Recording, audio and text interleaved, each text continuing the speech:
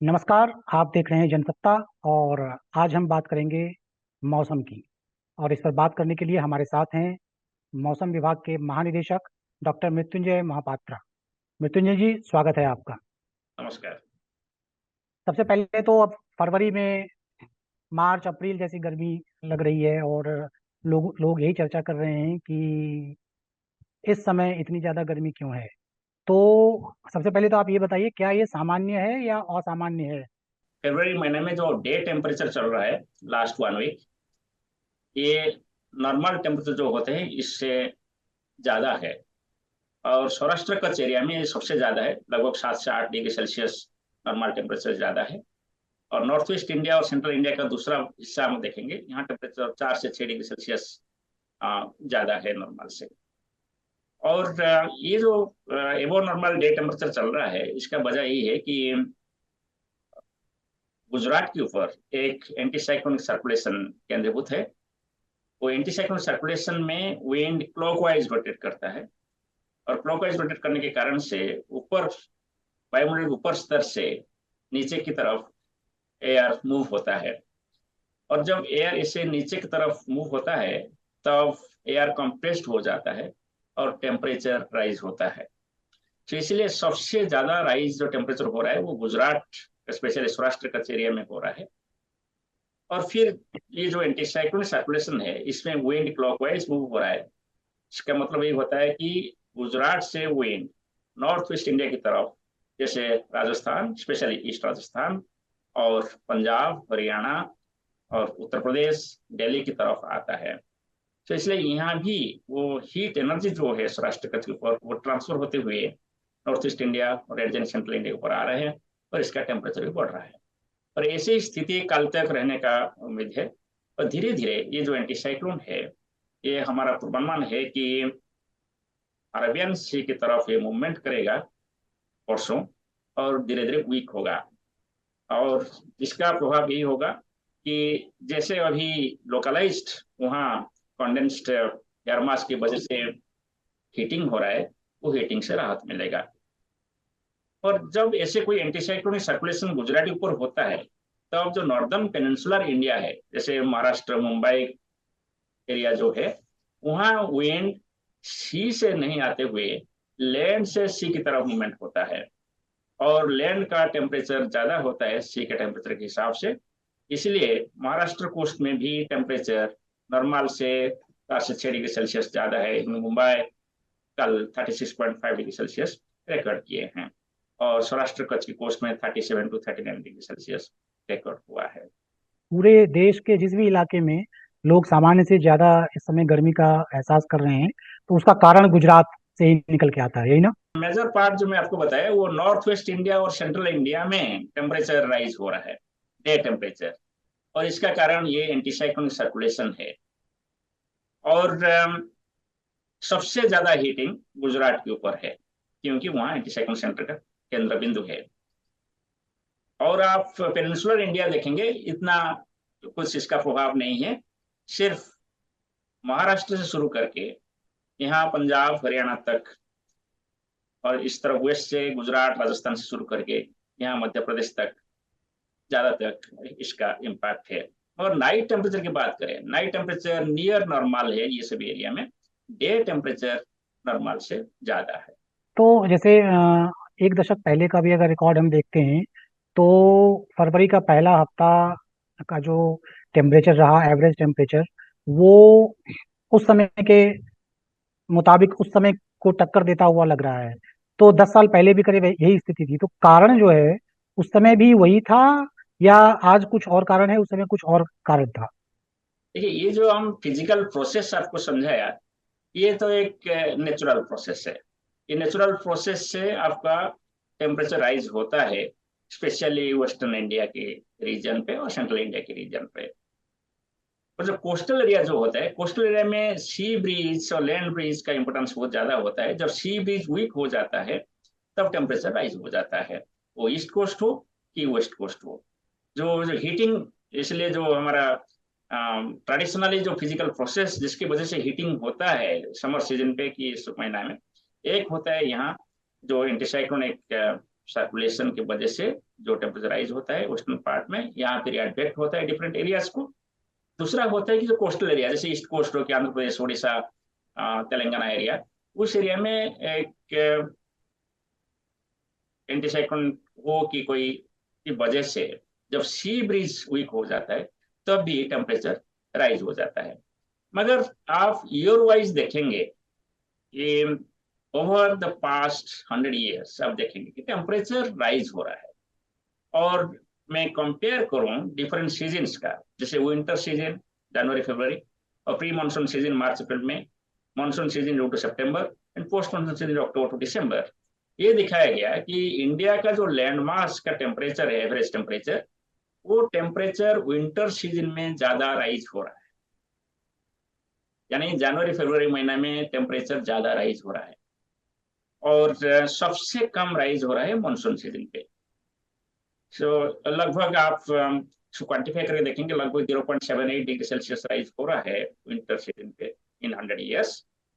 मगर जो monsoon season है इसमें 0.34 डिग्री सेल्सियस राइज हो रहा है, मगर राइज हो रहा है। Hmm. So there is an impact of the climate change, and because of that the temperature is rising. तो ये जो ट्रेंड है, इस ट्रेंड का क्या मतलब निकाला जाए? देखिए, दो तरह का केस होता है। एक तो होता है कि विद इन द सीजन जो ट्रेंड है इसको आप टेम्पररी समझिए, ये जैसे मैं हम्म। बोल रहा हूँ कि कल तक ज्यादा ऐसे इम्पैक्ट रहेगा, इसके बाद धीरे धीरे ये कम होने का उम्मीद किया जा रहा है। दूसरा है कि लॉन्ग टर्म ट्रेंड जो होता है, मानी year to year variation. Year to year variation में ये दिखाया गया है कि there is a trend, there is a hmm. Positive trend और rising trend in the temperature. पर इसका मतलब ये नहीं कि हर साल टेम्परेचर राइज होगा, कभी टेम्परेचर फॉल भी हो सकता है, कभी टेम्परेचर राइज होता है।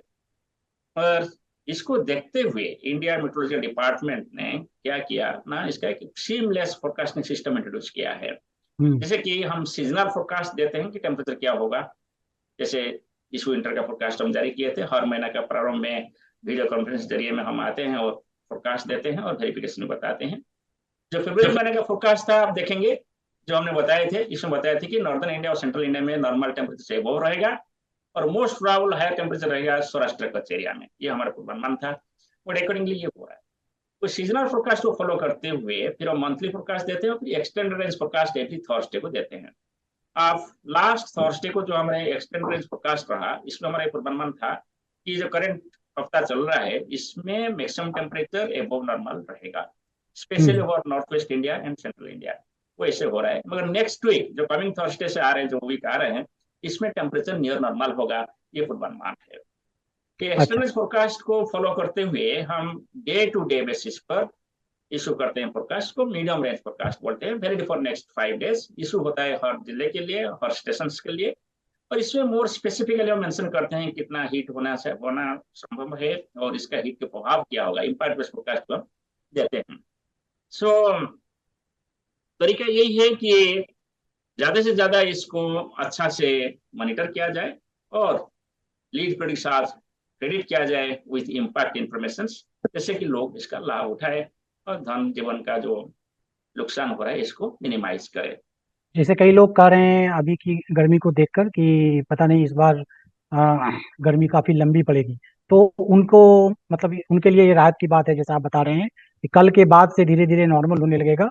और फिर उसके बाद जो गर्मी पड़ेगी वो नॉर्मल रहेगी, या गर्मी इस बार जिस तरह से ठंड थोड़ी ज्यादा देखी गई इस बार, तो गर्मी भी पिछले सालों की तुलना में ज्यादा झेलना पड़ेगा लोगों को? हाँ, देखिए, जैसे आपने बता दिया कि हमने देखा था कि जनवरी फर्स्ट वीक और दिसंबर लास्ट वीक में ठंड जोर रहा, माने we have cold wave and severe cold wave conditions in northwest India and some parts of central India also. इसके बाद फिर धीरे धीरे सेकेंड वीक में कुछ एरिया में रहा, सेकेंड वीक जनवरी में।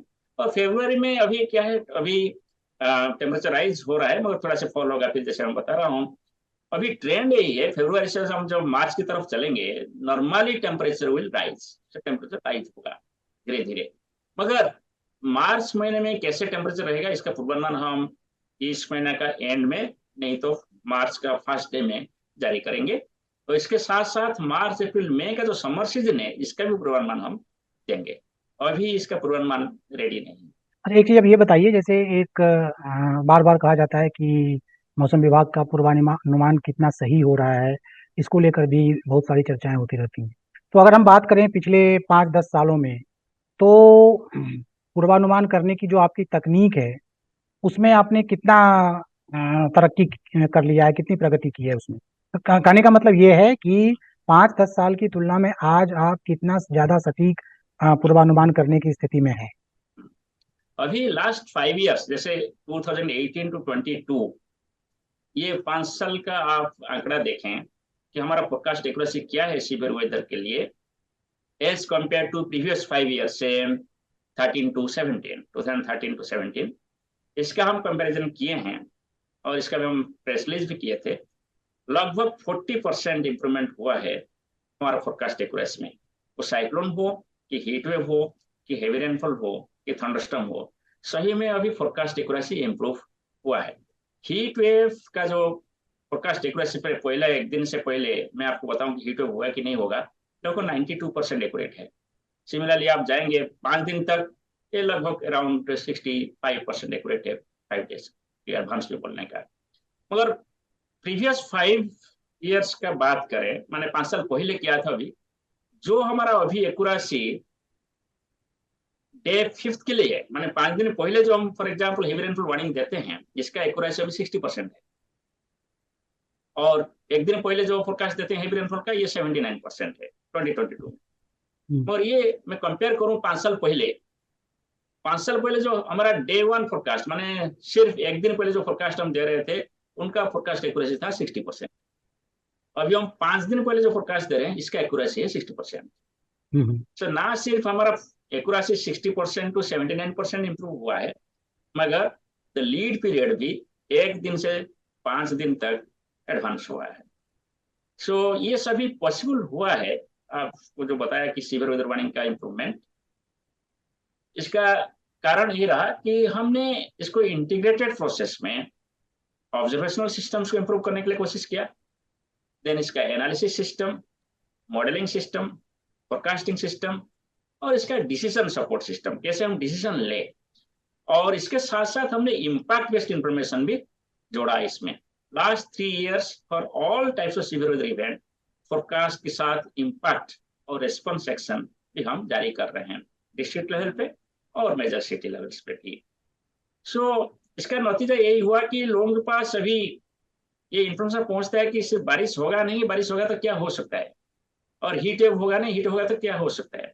और ये सभी करने के लिए हमने कोलैबोरेट किया सब स्टेट गवर्नमेंट के साथ, डिफरेंट रिमोट सेंसिंग एजेंसी के साथ हम, और टेक्नोलॉजी को एनहांस किया गया है। फॉर एग्जाम्पल आप हीट वेव की बात कर रहे थे, तो हीट एक्शन प्लान अभी स्टेट में इंप्लीमेंट हो रहा है। हर स्टेट में जितना कोर हीट जोन है, north east India, central India, सभी स्टेट में हीट एक्शन प्लान लागू है डिस्ट्रिक्ट लेवल पे और स्टेट लेवल पर। और लगभग 100 सिटीज में हीट एक्शन प्लान भी डेवलप हुआ है। और ये जो प्लान है, ये एक पब्लिक प्राइवेट पार्टनरशिप जैसा है। इसमें स्टेट गवर्नमेंट इन्वॉल्व है, सेंट्रल गवर्नमेंट इन्वॉल्व है, special national disaster management authority और एमएचए इन्वॉल्व है इसमें। और हीट एक्शन प्लान डेवलप किया गया एनडीए में एज ए नोडल एजेंसी, और आईएमडी अर्ली वार्निंग एजेंसी है इसमें। इसके साथ साथ health sector, doctors, municipal corporation, water sector, ये सब, लेबर सेक्टर, ये सब भी इसमें इन्वॉल्व है। अच्छा, तो ये चैलेंज क्या आ रहा है? जैसे मान लीजिए अभी आप 60% बोल रहे हैं एक्यूरेसी पर पहुंचे हैं, या 79%, 80% एक्यूरेसी तक पहुंचे हैं। चैलेंज क्या आ रहा है जिसकी वजह से 100% या नियर टू 100% नहीं पहुंच पा रहे हैं? चैलेंज यही है कि ये जो वेदर साइंस है ना, ये एक नॉन लीनियर साइंस है। यहाँ 2+2 4 नहीं होता है। सो 2+2 कभी 3 हो सकता है, कभी 4.5 हो सकता है। सो बहुत सारे नॉन लीनियर इंट्रैक्शन होता है, atmospheric processes, oceanic processes, land surface processes. और इसकी वजह वजह से क्या होता है ना, जो वेदर एंड क्लाइमेट हम देखते हैं वो डेवलप होता है। मैं यही बोलता हूँ, वेदर एंड क्लाइमेट जो हम देखते हैं, ये बाई प्रोडक्ट है ये सब इंट्रैक्शन का। सो ये सब इंट्रैक्शन को हम अच्छा से समझना चाहिए। अच्छा से समझने के लिए पहला स्टेप होता है कि इसको इनिशियल स्टेटस जो है, इसको पता किया जाए। माने एटमोस्फेयर का इनिशियल कंडीशन क्या है, ओशन का इनिशियल कंडीशन क्या है, इसको पता किया जाए। इसको पता करने के लिए आपका ऑब्जर्वेशनल सिस्टम से और मजबूत करना चाहिए। ज्यादा से ज्यादा रडार लगाना चाहिए, ज्यादा से ज्यादा ऑटोमेटेड वेदर स्टेशन लगाना चाहिए, और सैटेलाइट का भी रिजोल्यूशन बढ़ाना चाहिए। सैटेलाइट का जो प्रोडक्ट है, इसको क्वालिटी बढ़ाना चाहिए। सो ये सभी के लिए स्टेप लिया जा रहा है। और जैसे इंडिया एक डाटा स्पार्स रीजन है, क्योंकि हमारे पास हिमालय है, जहां डाटा ऑब्जर्व करना बड़ा मुश्किल बात है, क्योंकि रिमोट डिस्टेंस डाटा आप ले सकते हैं और रिमोट डिस्टेंस डाटा का एक्यूरेसी कम होता है जो ग्राउंड ट्रूथ होता है। सिमिलरली हमारे पास बे ऑफ बंगाल है, अरेबियन सी है, इंडियन ओशन है, वो सभी डाटा स्पार्स है। हमारे पास बुइज है, हमारे पास शिप्स है, आइलैंड स्टेशन है, फिर भी as compare to land area वो सभी डाटा स्पार्स होता है। ये सभी रिमोट डिस्टेंस डाटा के ऊपर डिपेंड करता है, जैसे सैटेलाइट रडार जो कोस्टल एरिया में है। सो इसलिए हमारा अभी जो यही चैलेंज जो है जिसमें कि आपका ऑब्जर्वेशन सिस्टम को इम्प्रूव करना, जो कि रिमोट एरिया में इसको इम्प्रूव करना, ये एक बड़ा चैलेंज है। दूसरा चैलेंज ये है जो स्मॉल स्केल वेदर इवेंट्स होता है, जैसे कि थंडरस्टॉर्म्स, लाइटनिंग, स्क्वाल्स, हेलस्टॉर्म्स, जिसका लोकलाइज्ड इम्पैक्ट होता है, इसको और ज्यादा से ज्यादा डिटेक्ट करना, इसको अंडरस्टैंडिंग करना, इसको प्रेडिक्ट करना, इसका एक्यूरेसी कम होता है as compare to heat wave, cold wave, heavy rainfall और साइक्लोन्स फोरकास्ट एक्यूरेसी। तीसरा ये है कि जो इंफॉर्मेशन हम दे रहे हैं वो इंफॉर्मेशन इम्पैक्ट के साथ सभी लोगों के पास पहुंचना चाहिए। Early warning for all, each and every person in India should get early warning. जो वो चाहते हैं वो उनको मिलना चाहिए। हमारा ये कोशिश जारी है, इसलिए कॉमन अलर्ट प्रोटोकॉल भी डेवलप किया गया है। इसमें सभी लैंग्वेज में, सभी डायलेक्ट में, सभी मीडिया में, जैसे ऑडियो वीडियो, इसलिए भी प्रेस मीडिया का भी बहुत अच्छा रोल है इसमें। तो ये सभी को इस्तेमाल करके जैसे हम सभी पास पहुंच जाए और इसको ज्यादा से ज्यादा यूजेबल किया जाए, एक्शनेबल किया जाए, इसको एक्शन लिया जाए और loss of life and property को कम किया जाए। सो ये तो सेकंड स्टेप होता है। पहला स्टेप होता है कि फोरकास्ट एक्यूरेसी बढ़ाना। सो फोरकास्ट एक्यूरेसी बढ़ाने के लिए जैसे हम बताया कि ऑब्जर्वेशन सिस्टम को बढ़ाना चाहिए, इसके साथ मॉडलिंग सिस्टम को बढ़ाना चाहिए। सो जब ऑब्जर्वेशन मिलेगा, मॉडलिंग सिस्टम में फिजिकल प्रोसेसेस को एक्चुअली आइडेंटिफाई करके वो फिजिकल प्रोसेस को रिप्रेजेंट करना चाहिए। इसके लिए हम डिफरेंट सिग्निफिकेंट वेदर इवेंट के लिए सब वो प्रोसेस स्टडीज किया जा रहा है। Indian institute of tropical metrology, national centre for media weather forecasting, IMD से मिलकर इसको कर रहे हैं। और जो नतीजा मिलता है अंडरस्टैंडिंग से, इसको पैरामीटराइज करके मॉडल परफॉर्मेंस का इंप्रूव करने की कोशिश होता है, वो कोशिश जारी रहेगा। इसके साथ साथ मॉडल का रिजोल्यूशन भी बढ़ाना है। जैसे अभी हमारा जो ग्लोबल मॉडल है, इसका रिजोल्यूशन है 12 किलोमीटर। तो 12 किलोमीटर रिजोल्यूशन है तो आप ब्लॉक लेवल फोरकास्ट दे सकते हैं, इसलिए हम ब्लॉक लेवल फोरकास्ट दे रहे हैं। और डिमांड क्या है, पंचायत लेवल, विलेज लेवल, हमारा खेती में क्या होने वाला है, इसका पूर्वानुमान होना चाहिए। सो इसको चैलेंज को देखते हुए हम अभी जो ग्लोबल मॉडल है इसको 6 किलोमीटर रिजोल्यूशन करने के लिए कोशिश कर रहे हैं आईआईटीएम के जरिए। इसके साथ साथ हम आर्टिफिशियल इंटेलिजेंस और मशीन लर्निंग को यूटिलाइज करते हुए कैसे हम डाउन स्केल करेंगे, हमारा जो फोरकास्ट ब्लॉक लेवल में है कि डिस्ट्रिक्ट लेवल पे है, कैसे उसको डाउन स्केल करके पंचायत लेवल पे सेम एक्यूरेसी के साथ डेवलप किया जा सकता है। इसके लिए हम बहुत सारे research work different institutes, national institute और इंटरनेशनल इंस्टीट्यूट के साथ बना रहे हैं। सो कोलैबोरेशन इज की टू सक्सेस। सो ये सभी लेकर हम मॉडल इंप्रूव करेंगे। मॉडल इंप्रूव करने के बाद जो डायरेक्ट मॉडल आउटपुट आता है वो यूज नहीं हो पाता है, इसको फिर पब्लिक फ्रेंडली प्रोडक्ट डेवलप करना होता है, इसको हम पोस्ट प्रोसेसिंग बोलते हैं। इसको भी इंप्रूव करने के लिए रिसर्च एंड डेवलपमेंटल वर्क सभी universities, academic, R and institute के साथ हम कोलैबोरेशन कर रहे हैं। इसमें भी एआईएमएल वगैरह जैसे लेटेस्ट टेक्नोलॉजी है, इसको यूज कर रहे हैं। सो मैं आशा करता हूं कि अगले 5 साल के अंदर जो हमारा अभी फोरकास्ट एक्यूरेसी है, इसमें एटलीस्ट 10 to 15% इम्प्रूवमेंट होगा। अच्छा, मतलब ये है कि अभी 100% जाने के लिए कम से कम 20 साल का भी और इंतजार करना पड़ सकता है। देखिए 100% दुनिया भर में कहाँ तो है नहीं, क्योंकि मैं बोला आपको कि जो मेट्रोलॉजी है वो एक नॉन लीनियर साइंस है, इसमें 100% कभी नहीं होता है, मगर इसका इम्प्रूवमेंट एक्यूरेसी धीरे धीरे बढ़ता है सभी जगह पे। और इसमें हम ये एक्यूरेसी को देखते हुए हम ऐसे डिटर्मिनिस्टिक फोरकास्ट नहीं देते कि बारिश होगा कि नहीं होगा, प्रोबेबिलिटी ऑफ रेनफॉल और प्रोबेबिलिस्टिक फोरकास्ट जारी होता है दुनिया में। हम भी ये शुरू किए हैं। हमारे पास दो प्रोबेबिलिस्टिक मॉडल है अभी मिनिस्टर पावर साइंस में, इसको यूटिलाइज करके प्रोबेबिलिस्टिक फोरकास्ट इशू किया जा रहा है। और प्रोबेबिलिस्टिक फोरकास्ट ज्यादा एक्यूरेट होता है डिटर्मिनिस्टिक फोरकास्ट के हिसाब से। सो 100% एक्यूरेसी कुछ केसेस में, जैसे पिन पॉइंटेड एक्यूरेसी अभी साइक्लोन में जा रहे हैं कुछ केसेस में, ऐसा नहीं है कि सभी साइक्लोन में 100% होगा, मगर कुछ साइक्लोन में 100% एक्यूरेसी होता है, ट्रैक फोरकास्ट, लैंडफॉल फोरकास्ट। सो फोरकास्ट एक्यूरेसी बढ़ना है और ये जरूर बढ़ेगा नेक्स्ट 15%। मगर आप कंपेयर करेंगे डिफरेंट डेवलप्ड कंट्रीज के साथ, जैसे फॉर एग्जाम्पल साइक्लोन का आप कंपेयर करें, we are second to none. हमारा जो फोरकास्ट एक्यूरेसी है कोई भी डेवलप्ड सेंटर लीजिए, यूएसए लीजिए, जापान लीजिए कि यूके लीजिए, उनका साइक्लोन फोरकास्ट के हिसाब से हमारा साइक्लोन फोरकास्ट बेहतर है। सो सिमिलरली हीट वेव का फोरकास्ट दीजिए, हमारा heat wave forecast as compare to all leading centres at par इससे कम नहीं है। सो ऐसे कुछ सिस्टम है, जैसे थंडरस्टॉर्म है, लाइटनिंग है, इसमें हम आगे बढ़े हैं, मगर स्कोप है कि हम अदर लीडिंग सेंटर्स जैसे यूएसए वगैरह में है यहाँ तक पहुंचे। और इसके लिए हमको रडार चाहिए, और रडार हमारा अभी 37 रडार है कंट्री में। टारगेट ये है कि भाई 2025 हमारे पास 62 रडार होंगे। तो एक तो हुआ इंफ्रास्ट्रक्चर की थोड़ी कमी है जिसको कि बढ़ाने की जरूरत है। दूसरा एक चीज ये है कि जो आपके पास अभी इंटेलिजेंस है, तो जितना इंफ्रास्ट्रक्चर है उसके मुताबिक जो आपके पास इंटेलिजेंस है, मतलब टीम ऑफ साइंटिस्ट जो है, वो पर्याप्त है या उसमें भी कहीं पर कमी है? नहीं नहीं, उसमें भी लगातार बढ़ोतरी हो रहा है। हम रिक्रूटमेंट करते हैं, और इसके दो तरीका होता है इसका। एक होता है कि number of man power availability, वो हम कोशिश करते हैं, और अभी भी रिसेंटली हम प्रोसेस किए हैं और रिक्रूटमेंट हुआ है, और अभी भी रिक्रूटमेंट और होने वाला है। जैसे कि इंडिया जैसे वास्ट कंट्री है, इसमें आपको ह्यूमन पावर की बहुत जरूरत है, कि human intelligence can not be replaced by machine intelligence. Hmm. तो इसलिए ये लगातार जारी है, और हम इससे कोशिश कर रहे हैं। सेकेंड ये है कि आर्टिफिशियल इंटेलिजेंस, जैसे एआईएमएल वगैरह भी हम कोशिश कर रहे हैं, जैसे इसको यूटिलाइज करके हमारे डिसीजन मेकिंग को इम्प्रूव किया जाए, डिसीजन सपोर्ट सिस्टम डेवलप किया जाए। ऑल सेक्टरल एप्लीकेशन, जैसे एग्रीकल्चर हो, टूरिज्म हो, इंडस्ट्री हो, पावर सेक्टर हो, अर्बन सेक्टर, सभी के लिए आर्टिफिशियल इंटेलिजेंस यूज करके स्पेसिफिक एप्लीकेशन डेवलप किया जाए, along with the numerical models जो हम यूज ऑन करते हैं। हम अभी डुअल इंजन कॉन्सेप्ट ले रहे हैं इसके लिए। एक हमारा जो मॉडल्स है, इसके साथ साथ आर्टिफिशियल इंटेलिजेंस बेस्ड मॉडल्स, दोनों को हम्म। कॉम्प्लीमेंट करेंगे। कॉम्प्लीमेंट करके बेटर डिसीजन सपोर्ट सिस्टम कैसे डेवलप किया जाए, और डिसीजन मेकिंग किया जाए, और कैसे एप्लीकेशन बढ़ाया जाए, इसलिए हम कोशिश कर रहे हैं। और तीसरा ये है कि जो एग्जिस्टिंग मैन पावर है, उनका भी हम कैपेसिटी बिल्डिंग करने के लिए लगातार हम ट्रेनिंग कंडक्ट करते हैं। सिर्फ हमारा साइंटिस्ट लोगों के नहीं, पूरा ये रीजन के लिए, north Indian ocean region, south eastern region के लिए इंडिया मेट्रोलॉजी डिपार्टमेंट ट्रेनिंग देता है। हम रीजनल मेट्रोलॉजिकल ट्रेनिंग सेंटर जैसे रिकॉग्नाइज्ड है वर्ल्ड मेट्रोलॉजिकल ऑर्गेनाइजेशन इसका। सो इसको हम एनहांस करते हैं, मैंने रिसेंट पीरियड में हम ट्रेनिंग को एनहांस किए हैं, और भी एनहांस करेंगे विद न्यू फ्रंटियर टेक्नोलॉजी जो आ रहे हैं। इसको जो हम एग्जिस्टिंग साइंटिस्ट है, उसे भी एक्सपोज होना चाहिए, उसे अडेप्ट करना चाहिए। इसके लिए ट्रेनिंग एक निरंतर प्रक्रिया होगा।